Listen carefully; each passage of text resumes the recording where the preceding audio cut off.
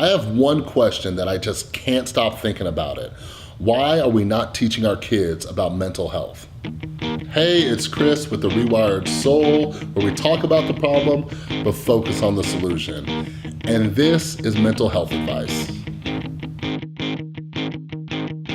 This is something that I think about all the time, and a lot of it comes from my experience. Why are we not teaching kids about mental health? I just don't understand it. And for those of you who don't know me, or you haven't checked out my book, Hope, How I Overcame Depression, Anxiety, and Addiction, available on Amazon. I discuss how part of what led me to drugs and alcohol was that I developed symptoms of anxiety and depression at a very young age. After being raised by an alcoholic mother, I started developing symptoms of mental illness when I was in about middle school or high school. Now, not only did I have a family history of mental illness, my whole family struggles with different issues, we're just a whole crazy family, but nobody ever told me what mental illness was or what it was like or what the symptoms looked like. A huge issue was that when I went to school where these people are teaching me about different forms of health, all they did was talk to me about physical health. That's all they did. And I did all those things. I did everything that they told me. They told me to have safe sex. I was like, I'm not even gonna have sex. Told me to eat the right foods. I'm like, I'm only gonna eat healthy foods. I was a triathlete. I was doing football, wrestling, and track. But every single health class I was in, they talked about the same things over and over and over again. These are the foods you need to eat. Be careful of getting these sexually transmitted diseases. This is why you should exercise. This is what a cancer cell looks like. This is what HIV is. And you start getting that embedded in your brain, and that's cool and all, but none of them ever talked to me about mental health or what mental illness looks like. I often ask my clients when I'm going over this with them, and I have clients from all over the country, and I say, how many of you in here took a health class? Then I ask them, how many of you discussed mental health symptoms in those health classes? And almost all of the hands go down. This is something that we're not doing well enough as a country. We're not teaching our kids about mental illness. It's no wonder why so many people are turning to drugs and alcohol at such a young age, because if you have a brain like I did when I was a teenager, you would have done literally anything to turn it off, just to quiet the noise down. Anxiety was a problem I had where my mind would not stop racing. I was constantly in dread or worry or fear, and I had no idea why everybody else was able to take life so easily. I was also struggling with depression. I had trouble getting out of bed. I had negative thoughts constantly. A lot of these negative thoughts were negative self-talk towards myself. And these are also symptoms that most every child of an alcoholic or an addict develops. We don't think we're good enough. We don't think we ever will amount to anything. We think that we're gonna end up like our parents. We think that other kids don't understand us and we're different than them. These are all things that lead to depression. But the problem is, who was I gonna talk to about them? Was I gonna talk to my drunk mom? Was I gonna talk to my dad, who comes from a generation where they knew even less about mental illness? One of my dad's favorite sayings was, walk it off. So could you imagine me going to him and having a panic attack and me just walking it off? I wouldn't have known what to do. The other issue is being a triathlete. I was looked at as this big buff jock guy. We're trained not to talk about our feelings, especially as men. But there was nobody there to really see that my symptoms were getting worse and worse. I was isolating, or my friends didn't know how to spot it either. A big problem with mental illness is that we lack self-awareness. So if I can't tell that I'm struggling with mental illness and you're not educated on it, how are you going to spot my mental illness?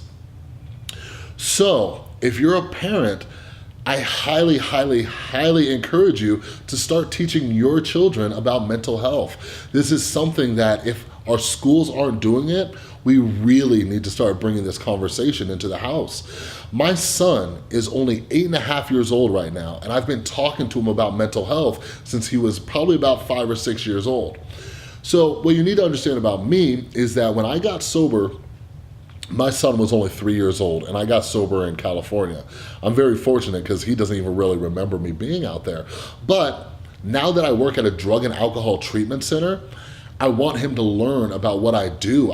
One of the reasons is because I want him to see that a lot of my happiness and a lot of my passionate goes towards helping other people. And I want him to develop those same kind of morals where we help out other people.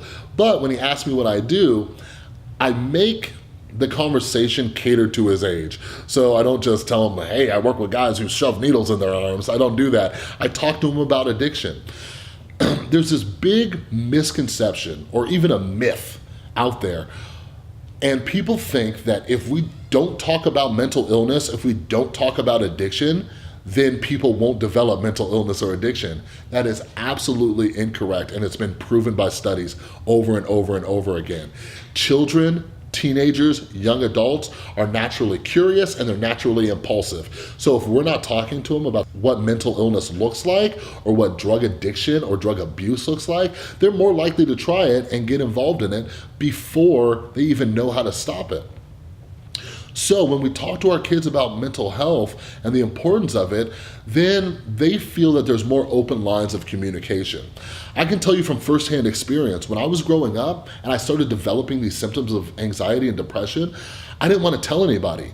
I literally thought that if I went to my high school counselor, or if I went to a friend, or if I went to my friend's parents, or if I even went to my parents, I thought they were going to be like, this kid's crazy, let's lock him up in a loony bin. So I internalized it. I kept it inside. When we start teaching our kids about the importance of mental health and what mental illness is at a young age, they're more likely to keep those open lines of communication with us. They're more likely to tell us when something seems off or not right. They're going to talk to us about these things. There have been countless studies, and this is why I'm such a big advocate of teaching your children mindfulness, because studies show that when we find children at a young age and teach them mindfulness and how to identify their emotions, they're much better at managing these emotions. One of my favorite mindfulness instructors, he said this, he said, when you're a kid, nobody tells you, hey, life is gonna be intense. And I could really relate to that. Nobody told me that emotions and feelings I was gonna get was gonna make me feel like I was just getting hit by a tsunami. So when we start teaching our children at a young age how to deal with these emotions, they start responding to the world in a much better way. Many different schools who are implementing mindfulness are also seeing that there's a huge decrease in behavioral issues.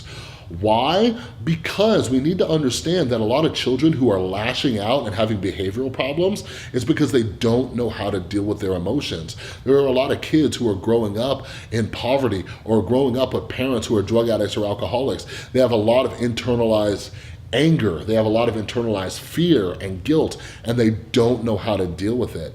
So that's another reason why we need to start talking to our kids about mental health and teaching them proven techniques on how to deal with these issues. The issues aren't going away, so we need to start talking about the solutions.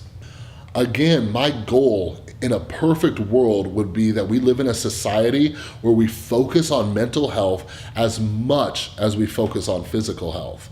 This is something that you can start practicing today. Just sit down and look at all of the effort you go into when you're working on your physical health, the medicine you take, the diets you go on, the gym you go to, the makeup you put on in the morning, everything you do to look good. Well, what's going on up here? Because none of that matters when you don't see yourself in the right light. When no matter how great you look, you still see somebody different. Or when you have a brain that's constantly talking down to you, or you have a brain that's constantly racing. So this is why I believe not only children and young people should be educated about mental health, but everybody should be. That'll help us decrease the stigma, increase awareness, and at the end of the day, we're gonna help more people and save a lot more lives. So if you're a parent watching this, please start talking to your kids about mental health and mental illness. Let them know to come to you and talk to you if they start having issues. The way that this works is that when they talk to us, they're less likely to develop far worse problems. Thanks for watching. If there are any other mental health topics that you want me to cover, make sure that you leave a comment down below. Also, if you like this video, make sure to give it a thumbs up. If you haven't yet, hit that subscribe button so you're always the first to know when I release new daily content. Thanks for watching, and I will see you next time.